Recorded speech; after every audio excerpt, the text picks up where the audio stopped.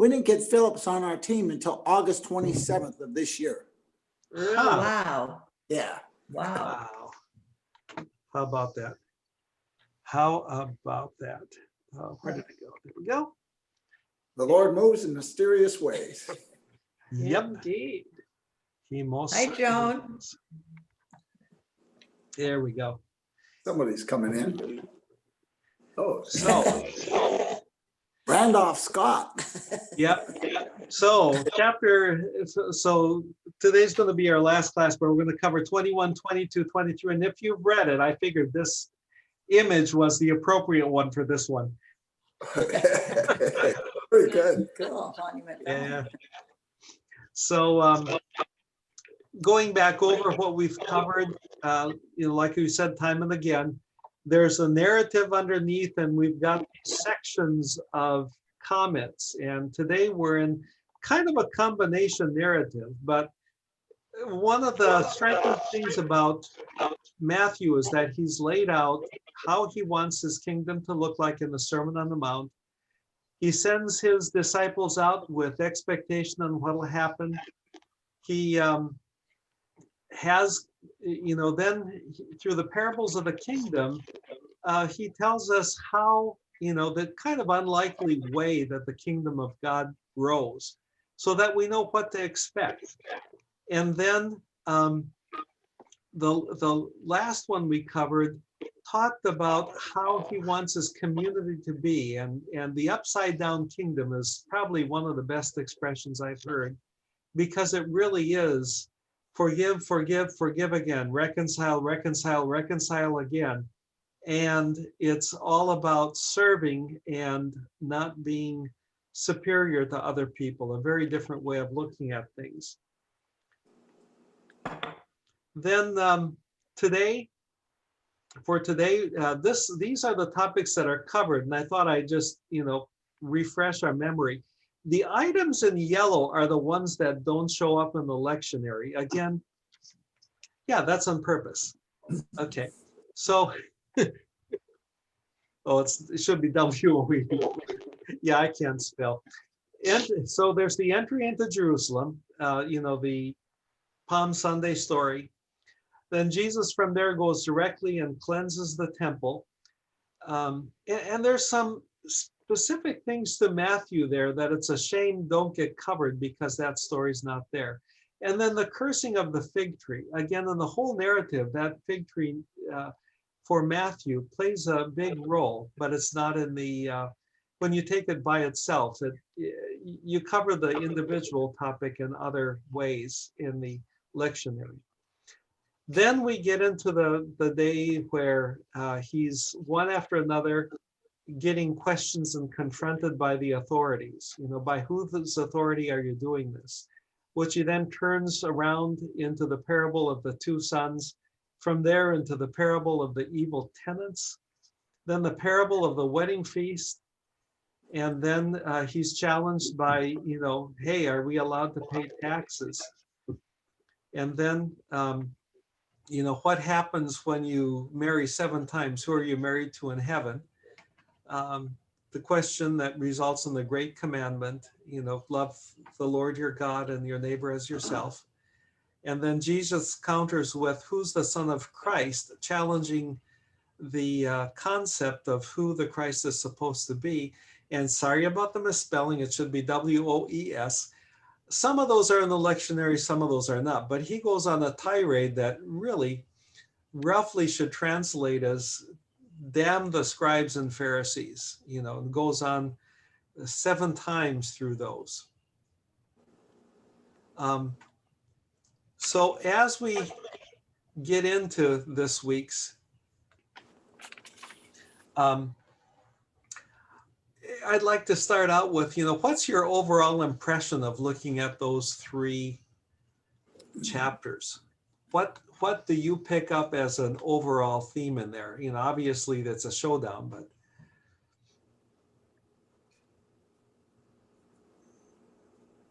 Well, I see the Pharisees getting more and more desperate, and they're afraid of the crowds. We hear that again and again. But when look, with the feeding of the 4,000 having just happened before this, we start to see more compassion and Jesus even being a little more explicit about telling everybody who he is and what's going to happen next. Well, they keep trying to corner him and ask him all these, trying to catch him doing something wrong or saying the wrong thing, and they can't. But How do you like the He- the way Jesus responds to that? and he's just disgusted with them. He's like, "What's wrong with you people?" So, I guess I guess I didn't come away with any particular overall theme. Just a couple of things struck me. One is the fig tree. Isn't in another gospel he curses the fig tree, and it's the next day when they walk past Mhm. that they see that it is withered and died, and there's something about, I can't call what the lesson from it was. And the other thing is looking at all the woes. In the first part of Matthew, in the Sermon on the Mount, he tells people they should live. And all those woes are because at least the Pharisees, are not letting the people live like that. And so there's all the woes against the Pharisees because of how they're not living up to what they should be. Mhm. Mhm. Okay, so I want to make a couple of comments real briefly. This starts out with the entry into Jerusalem on the donkey, and I think you've heard that story a lot. I mean, it's such a, it's kind of provocative. It's very symbolic. In the case of Matthew, somehow Jesus is riding on a donkey and it's colt. How he does that? Maybe he's got one foot on each one. I don't know, but. What he's doing is he's taking the Old Testament thing literally, and also in the Middle East, there's often gods that are riding two animals at the same time. So he's kind of using that imagery, but again, pretty straightforward stuff from what you've heard. And then he goes in and cleanses the temple.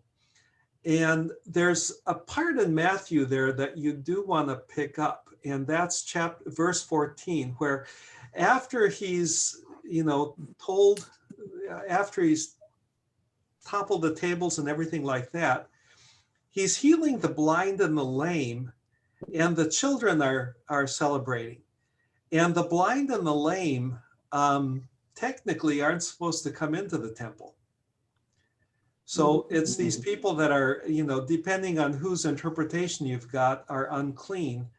There's certainly some rabbinic interpretation. So Jesus is all of a sudden changing the rules of who can be in the temple on the one hand, and he's also, healing them and, enabling them to come into God's presence. There's something real symbolic about that there that typically doesn't get noticed.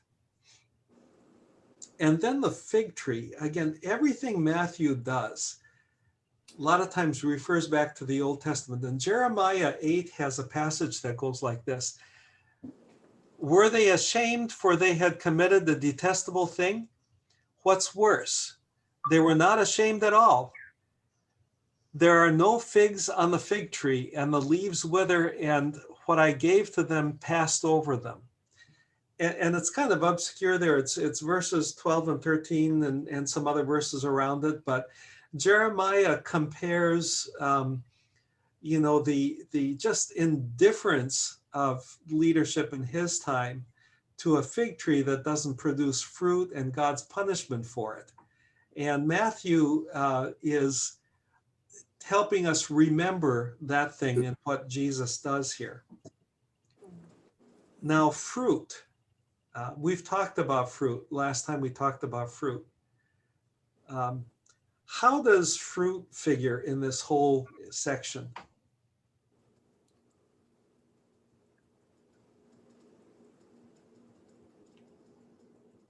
Sometimes it's subtle, but, for example, the vineyard, what's that all about?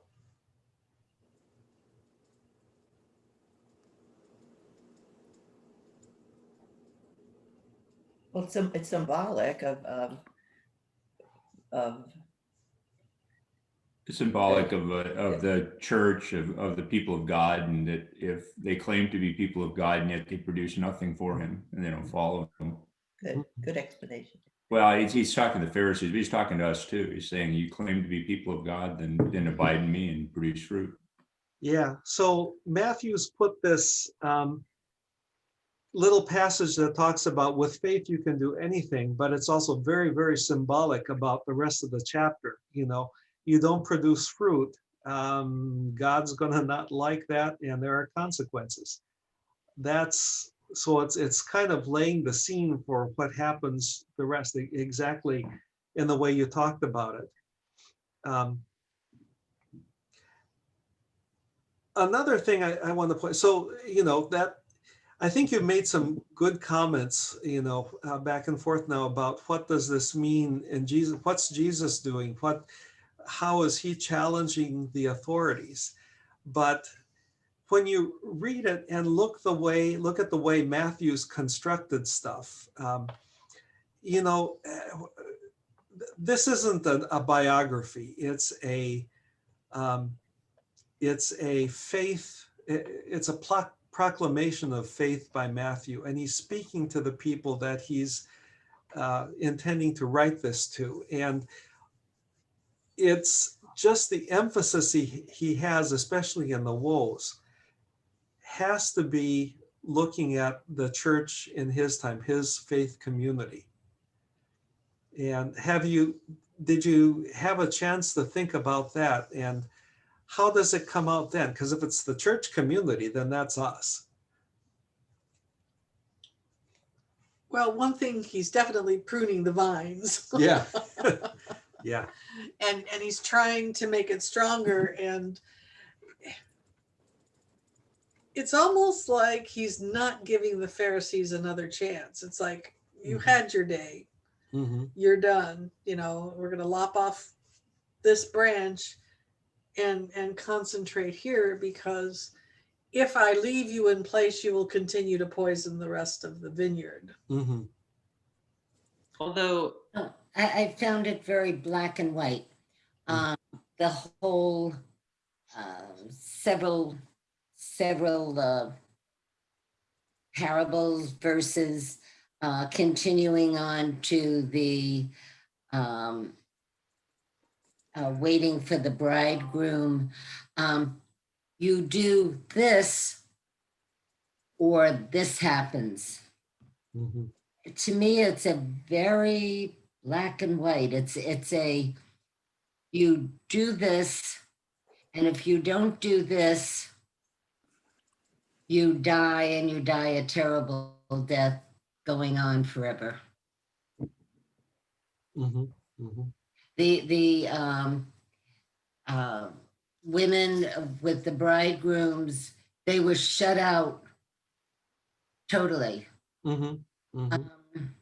Which isn't how I tend to view Christianity, that you are saved by grace. This is, if you don't do this, you're gone. There's not a second chance woven into these stories.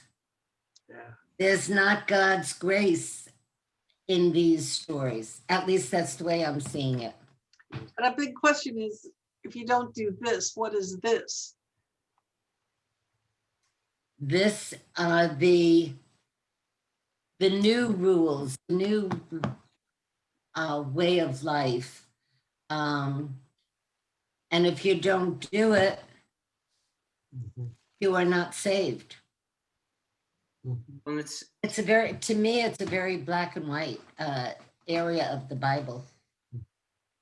yeah, Well, he said too, in that whole section on the fig tree, he tells them, Jesus tells them, truly I tell you, if you have faith and do not doubt, not only will you do what has been done to the fig tree, but even if you say this to the mountain, be lifted up and thrown into the sea, and it will be done. Whatever you ask for in prayer with faith, you will receive. It's quite a contrast. I don't see the fig tree. The issue is a fig tree. Symbolic. He could have said, rock move, rabbit appear on the road, He could have said anything. And I think it's his example. The point I get out of it, he's saying, you got to have faith. We try sometimes to do things and they seem to be impossible. Why should I even try? Because it'll never work. It's that things are stacked against me. And I think he's saying, don't have that attitude. Have faith. Do it even though it looks like you can't move the mountain. You can move the mountain figuratively, or I guess figuratively. Go and do it. Go and do it. Don't worry about failure. Have faith that it's going to succeed. I will guide you. And if it doesn't succeed, there's something that you don't even know about that is a good reason why it shouldn't have succeeded. And I'll guide you on another path. Could have been a big tree. Could have been a bunny rabbit appearing on the road, striped. I don't know. Fig tree has roots. Yeah. I'm Well, just reading.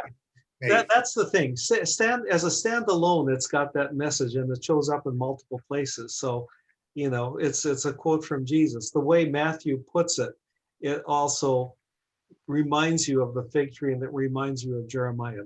He's doing a combination there. Keith, you wanted to say something?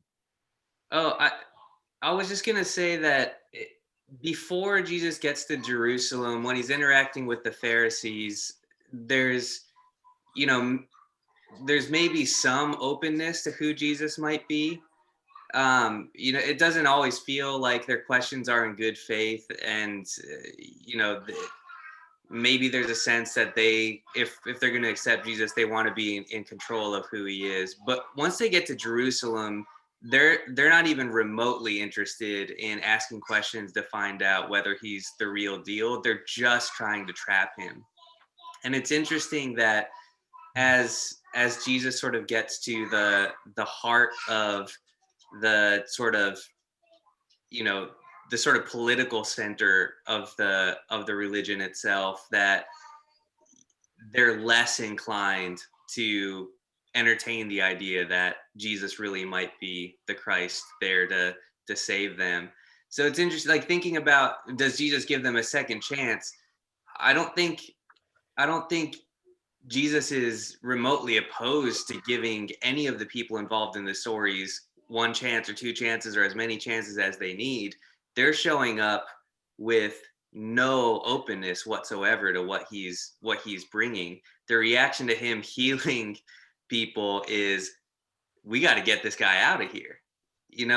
That's one of the things that really struck me in the story. Mm-hmm. I think that the Pharisees loved being important and dressing nice and everybody looking up to them. They didn't care about Jesus. They loved their authority. They loved their position in society, and that's to them. They didn't care they weren't looking for the truth. They just wanted to keep their position in society the way it is because they felt very important. So. I think though he's right. It's either Jesus or them, and that's why it kind of goes back to that Western thing that we saw at the beginning. Yeah, I don't know if you paid attention to the details in the parable of the wedding banquet. Luke has another version of this, and they're really, really different in tone. I don't know if you've checked, but in the case of Luke, the people give excuses, and it's the specific excuses they give are what the reasons people are allowed not to go into a battle that God calls, just getting married, having just bought a farm.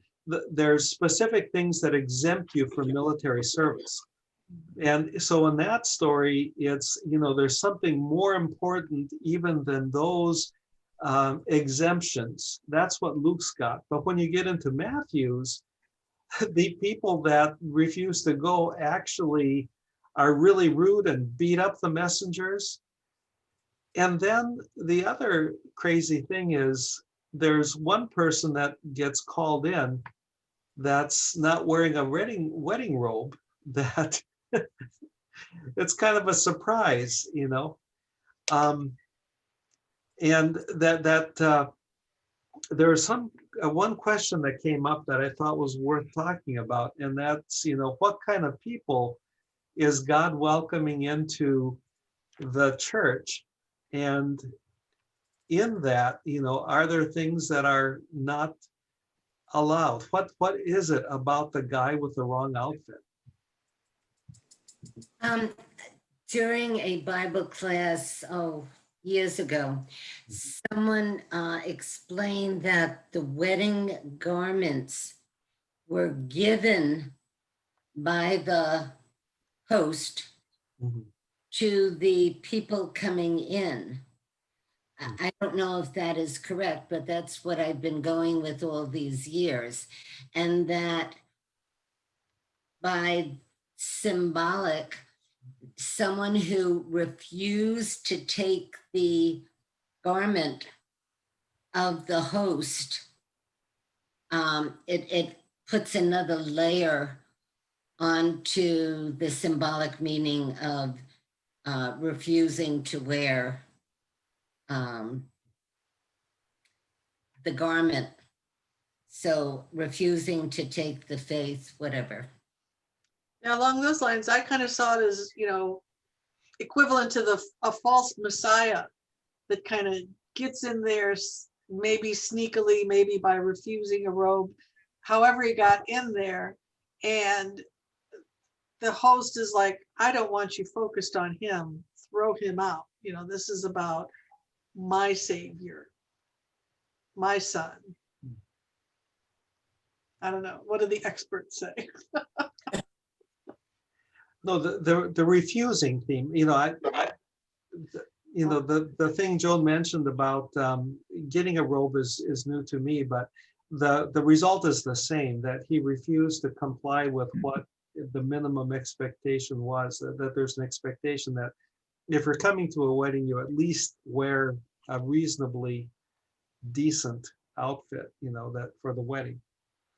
But then that begs the question too, how does that, what does that mean for today?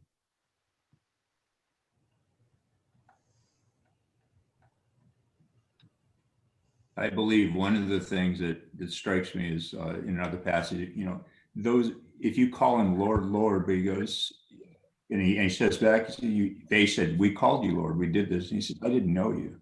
Mm-hmm. No, you didn't know him. You can put on a pretense of being something, but God knows your heart. And he goes, I didn't know you, but you thought you knew him, but you didn't know him. You didn't worship him. And that kind of, I think it speaks a bit. You can have a great pretense of Christianity or religiousness, but God doesn't care about that. He cares what your heart is. He looks inside and he says, I don't care how many times you went to church. Did you worship me? Did you know me? That's the part of me coming out. Yeah, I think that makes sense.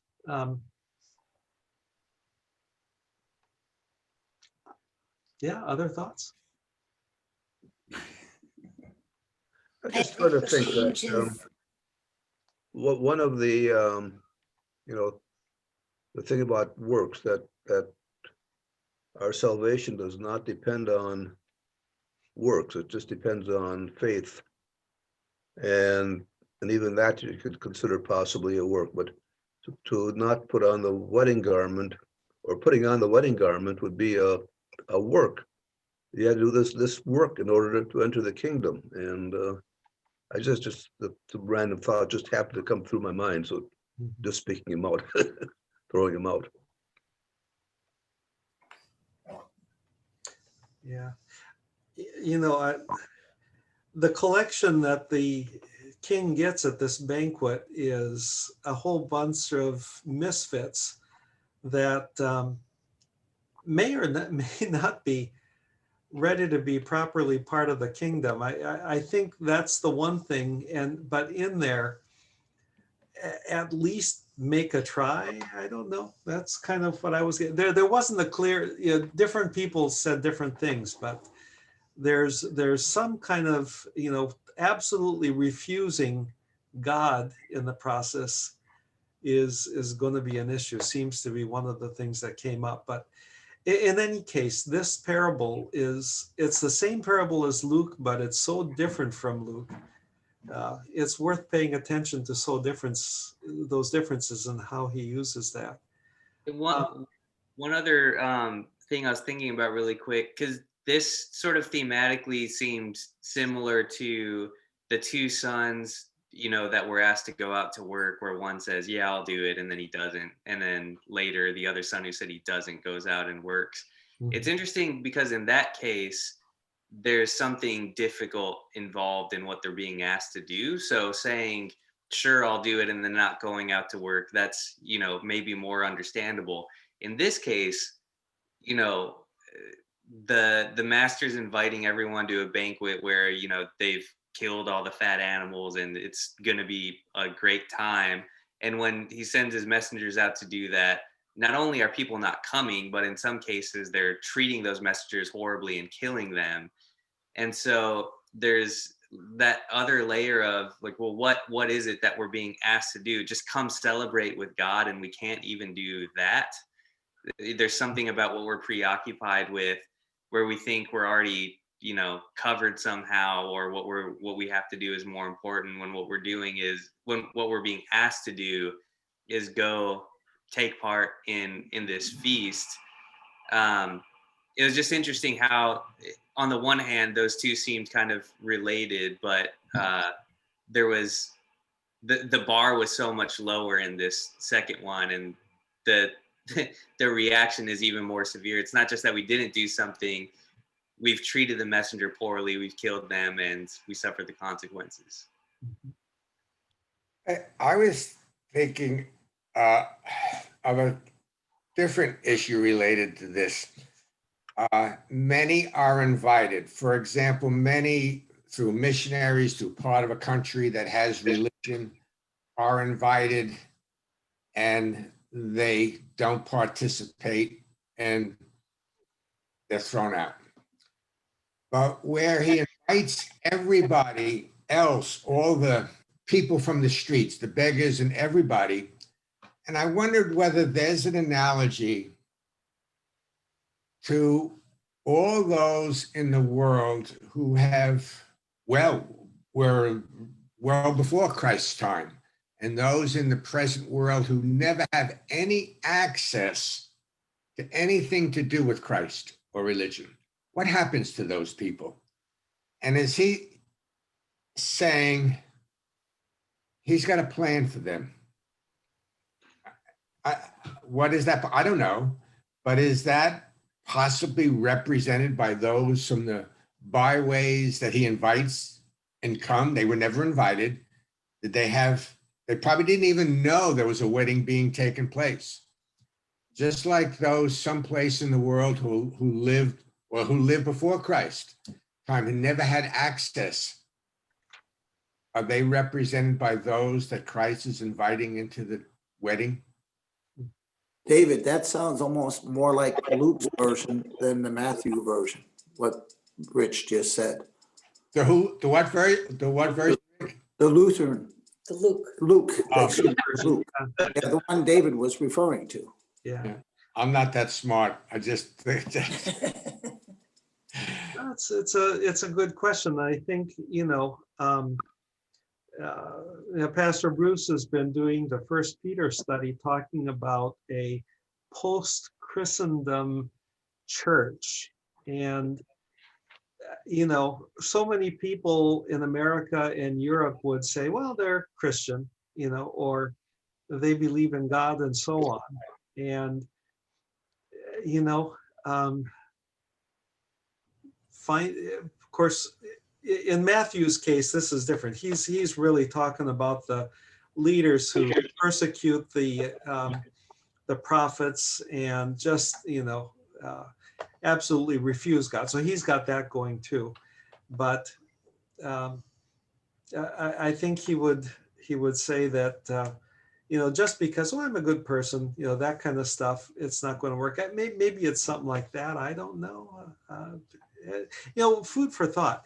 I do want to talk about the woes a little bit, because I think when you get to that point, chapter 23, Jesus is really, not Jesus, yeah, Jesus is talking about the leaders there, but Matthew is using that really for his own church as well. There's a strong message in there for us as God's community. And, I want to see if we can pull out some of those. So what's he talking against and what's he asking us to do?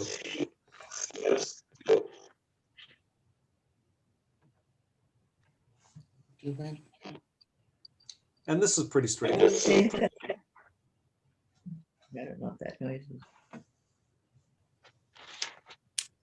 I guess he's warning everyone, so. Yeah. Oh, the first one he's telling, the Pharisees are telling you what to do, but don't do what they do, because they don't practice what they preach. So, practice what you preach there. It calls them hypocrites. Yeah. And what's the, verse 5 and so on? What are they talking about there? Denise, you already picked up on this one earlier. Yeah, just they like to have the show, that they're important. They want the place to walk. Yeah, the counter to that is, those who are humble will be exalted. So, humility, that's a constant theme that he brings up. And then 13 through 15.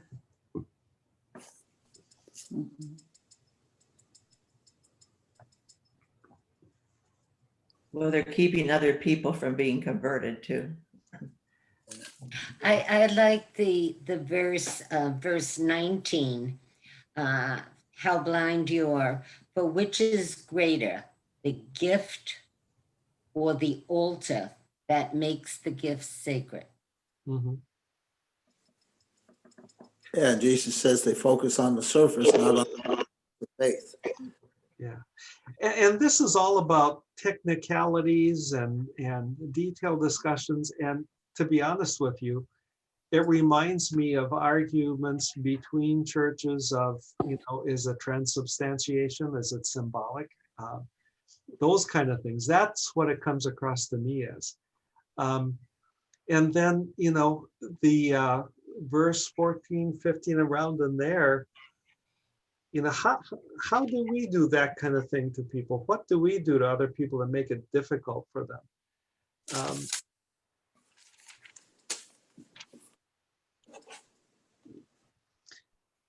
Well, there for a while, we looked at even the names we call areas of the church. We looked at our liturgy.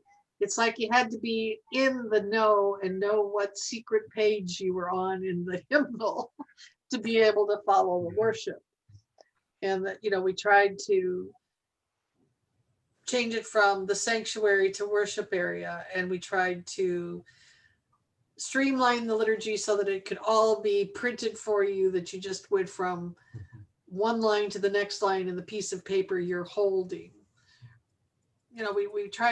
We've tried to do those things because if you weren't Christian, you didn't know. Mm-hmm. I think another thing that, for me, if a pastor gives a sermon without having the good news, did we do our job as a church? Because somebody could be sitting there, have never heard it before. I think to just build on what you said, Cindy, because we're up at our tree farm and we've been to Episcopal, Methodist, Presbyterian, what else? We haven't tried Roman Catholic yet. Baptist, all these different churches in the area. And honestly, you go in there and you're not familiar with their order of worship, you They know, assume. you stand when you're not supposed to, you get this, it's more complicated than you think, you know, You so. sing songs they've memorized and you're like, Yeah. okay, I heard that song. I Then you're memorized like, it. I don't know this, and they all start singing some song, you're like, I don't know that song, you know, so it's, So we- Cindy's we- right. You can easily. you think it's so clear to us because we're so used to it, right? But you Mhm. go to all these different churches and you get lost sometimes, I can say, You know, so. the sad part about that is a lot of people that really haven't gone to church much, and they have to work up the courage just to step Yeah, in they the don't know what's door. going on. And then you throw this stuff at them and it turns them off. And even Yeah. from there, and you know, it was interesting. 2-3 weeks ago, the Tampa Bay Times had this great long article about it was this one family's experience of racial discrimination type of things, the subtle ways that it comes through. And it's a wonderful family that goes to that the Methodist church. Allendale. Yeah, Allendale. You probably read it, but you know, when you read, yeah, you start to see all of the different subtle ways. And I think churches do a similar kind of thing. There's sort of a secret code of, you know, when you're going through the line of a potluck, what do you do and what don't you do? You know, things like that. There's lots of stuff like that that actually does happen, you know. How do we overcome that? But anyway, so that's one. Yeah. One of the, you're speaking of I've thought about this, the times I've been to the Allendale Church, and it often is a question that's raised in my mind. I kind of remember being one time at the Allendale Church. It wasn't a service, it was some presentation that they did. But it was affected, the presentation discussion was helping others. It was open to everybody. It wasn't, quote, a religious oriented thing. Here, they were trying to do what they believe is something doing good in our society. Mm-hmm. And the church, I thought I noted the carpeting in the church wasn't very new. Mm-hmm. And the question that I read comes up to in my mind every once in a while is, you know, we try to do things for our church, make it nice, pretty, and everything, high quality. And the argument that helps maybe who people will come to join that church. They want to join a church.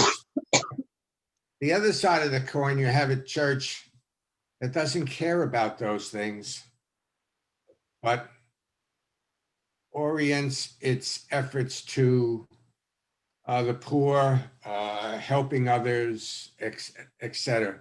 And I know there's two extremes, and maybe there's a happy medium, of course. But I wonder about that time. So, and maybe he's talking a little bit about that in these verses that we were just reading. That's a tough question. Mm-hmm. I agree, Rich, because, you know, in the old days, cathedral building was really trying to enrich the pockets of the princes of the church, shall we call them. Today, we're not enriching the pockets of anybody, but we're trying to put more lipstick on our pig than anybody else. You go and see these churches, more of Europe. I just, you know, the effort in those days to build that structure. Hundreds of years sometimes. Oh, yeah. And over, well, what was there better use of that money? And I think that question is relevant today. Mm-hmm. And like I said, there is a happy medium because Christ does tell us the poor will always be with us. We can never eradicate it totally. It's just, Because- how do we try? How hard are we trying?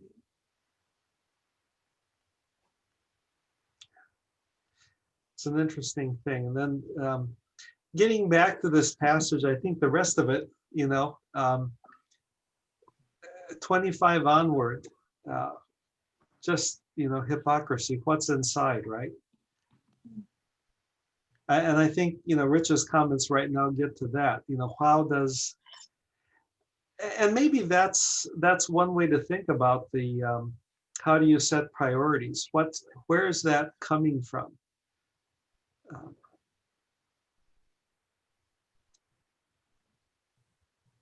Where does the service come from? Where does the generosity come from? Where does the desire to have a beautiful building for God come from? I think that's what he's getting at. Is it to enrich the princes? Yeah, he says at one place, to the Pharisees and scribes, they also focus on the surface, not the substance of faith. Mm-hmm. Mm-hmm. Yep. That hits right at the heart. Yep.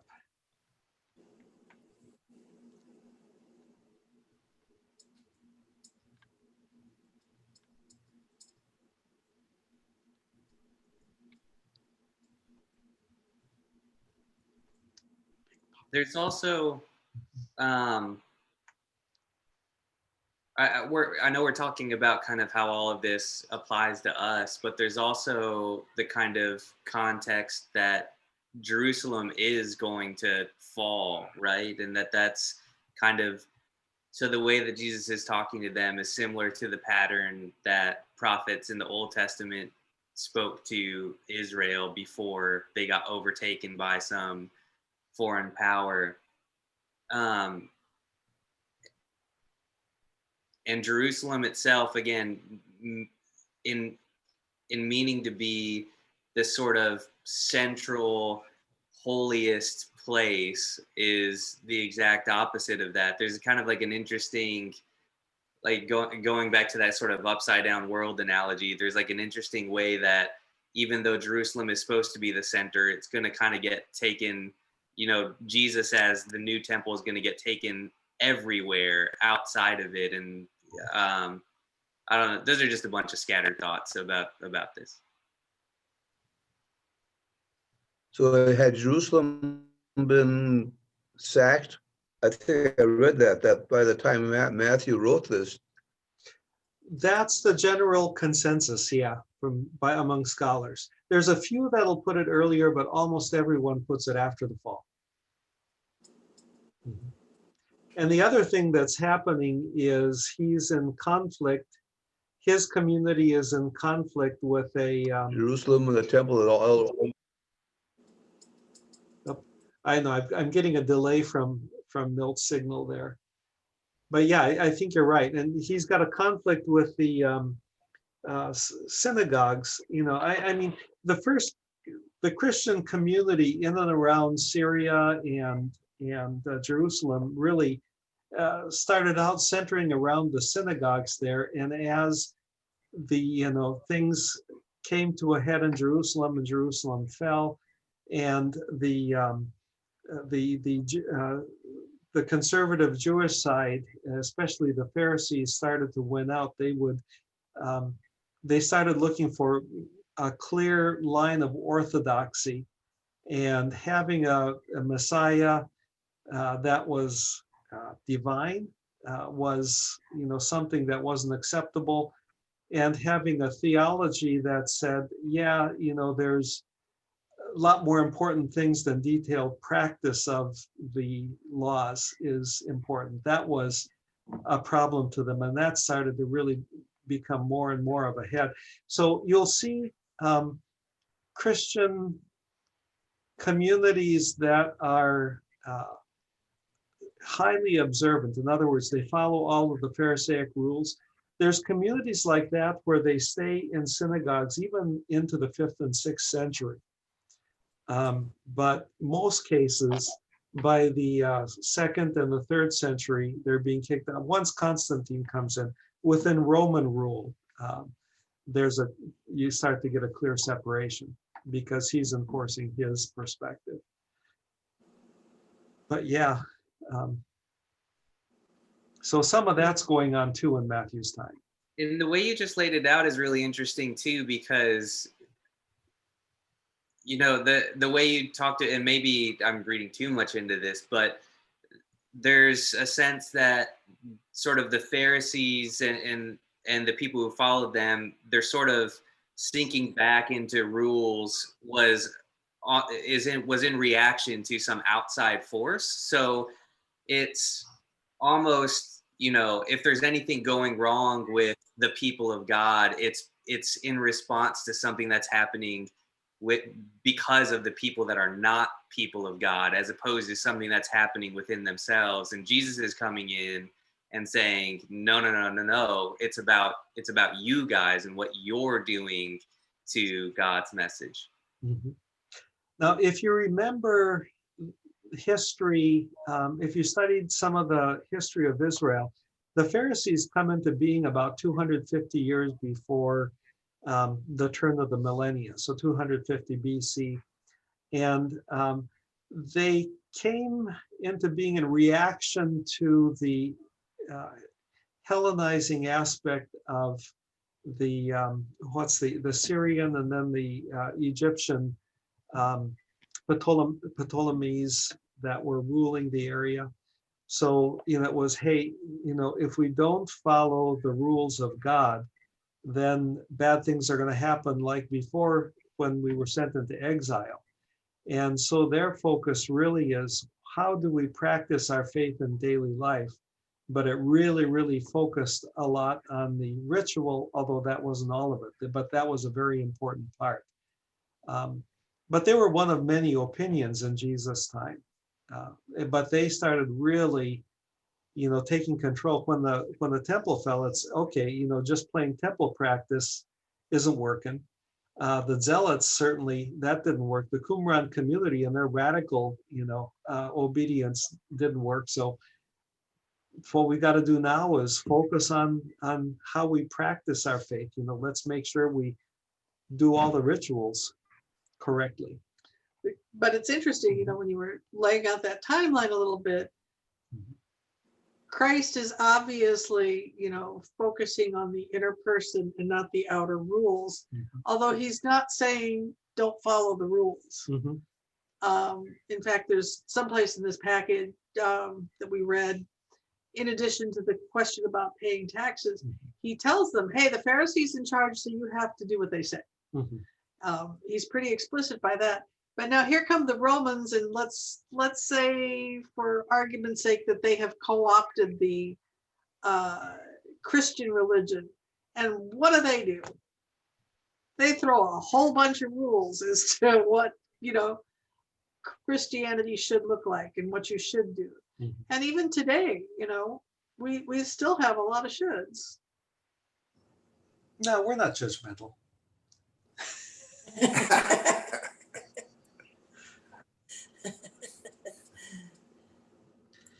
But I'm always amazed, as some of you know, I listen to the Catholic channel a lot, and they'll get into things as obscure as some of the stuff that the Pharisees are being talked about here, in terms of, what you need to do and why you should avoid this or should do that. And it's, I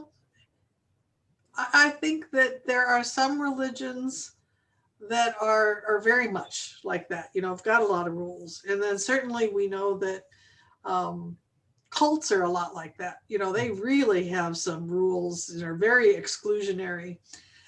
And it's partly because that's where our comfort zone is. If we know what to do and we can check it off our list, we can do that well.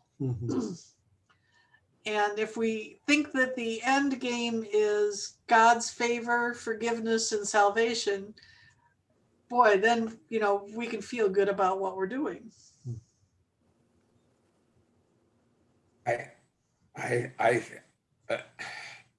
I guess I'm in awe of David's knowledge and his reading, which I've never gone into the Bible to the detail that David has. And I reprimand myself sometimes for not doing that. And then on other times I rationalize and say, well, I'm not getting into all these interpretations of this and that. And so I wonder which way I'm better off. Well, it certainly helps me, you know, stay away from doing good works. This is good work. You're teaching the Bible study, David. Yeah. No, it's a good, you know, I was thinking about this a lot, and Matthew is very good in the way he constructs things.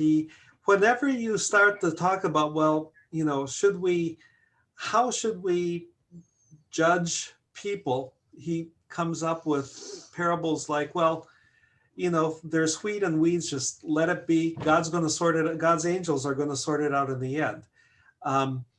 It's, you know, it's not for us to judge. It's for us to follow Jesus's teaching. And whenever he's got a little statement like, well, you know, I'm going to give you the ability to say what goes and what doesn't go, he always puts that right around, well, you're supposed to forgive people 70 times 7, which is basically endlessly forgive other people, endlessly reconcile. And whenever he's got anything on judgment, he's got a ton of stuff around it that says forgive, reconcile, and it's not for you to judge. That just comes out so loud and clear. He's good at that. Which means all of this stuff is pointed at us rather than us pointing at the other people. Yes. Hey, we didn't want to hear that last. Yeah, your red shirt should be feeling pretty hot about now. Looks we have a visitor looking at Grandma. Hey, Faye. That's Luca. Oh, that's Luca. Hey, Luca. The long hair can be Oh, there we go. Could be either one of them. Oh, what a cutie. having a tough time for some reason. Oh, boy. So there's a bunch of stuff we haven't covered in here, you know, whether it's, you know, the greatest commandment, which I think is kind of self-explanatory. If you have never watched the Bible Project's word study on Shema, I highly recommend it. It's about 7 or 8 minutes long, and it is a really good description and gives you a much deeper perspective on, you know, this passage right here. You know, the question on who is David's son, we didn't talk about that. I think that's kind of self-explanatory in what he's doing. Taxes as well, when you tie that to fruit, I think it's pretty obvious. Thoughts? Anything you want to bring up that we haven't covered? We didn't talk about there being no marriage in heaven. Okay. What do you think about? And according to the Germans, there's no beer either. So You may be there together, but you're not married when you're there. You see, that's where I can rationalize Keith and not have to get into those issues. And I'll be a lot better off in this life. If you want to stay married to the person forever, become a Mormon. There you go.